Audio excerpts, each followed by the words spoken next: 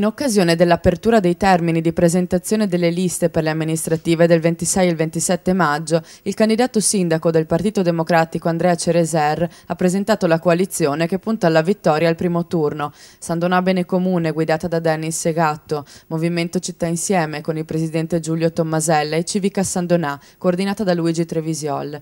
A sostenere Cereser anche il segretario del Partito Democratico sandonatese Francesca Zottis.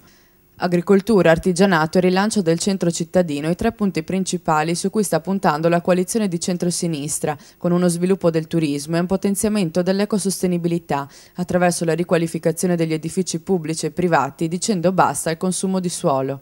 Anche il rilancio del centro rientra tra gli obiettivi della squadra di Cereser, argomento molto sentito anche da parte del candidato sindaco Gianni Corradini. Io non sono per niente geloso delle buone idee che possiamo avere. Anzi, secondo me chiunque ha delle buone idee deve avere il coraggio di metterle sul tavolo perché con il contributo di altri si arrivi a quella vincente. Non ho la presunzione di essere l'unico che ha buone idee in tasca e quindi mi apro e sono disponibile a questo confronto. Per troppo tempo l'outlet è stato visto come un concorrente, sapendo che la battaglia sarebbe stata persa sin dalla partenza.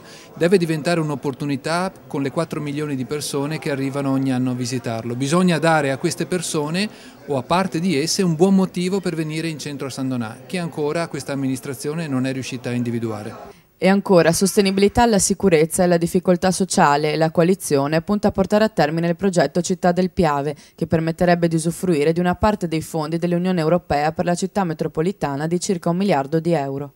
Niente di definito ancora per l'utilizzo del tribunale, viste le polemiche dell'ultimo periodo sulla fuga da San Donà del giudice di pace. Il destino del tribunale, che sembra ormai ineluttabile e che quindi verrà chiuso come sede periferica, dovrà essere discusso con il proprietario per cercare eventualmente una alternativa che potrebbe essere rappresentata anche dagli uffici del distretto dell'ASL che è lì vicino.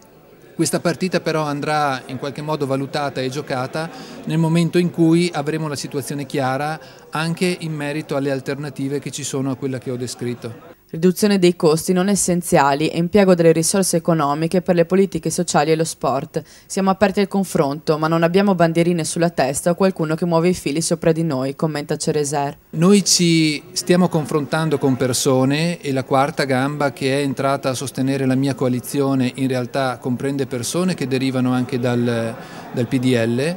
Noi ci stiamo confrontando con queste persone sulla base dei programmi.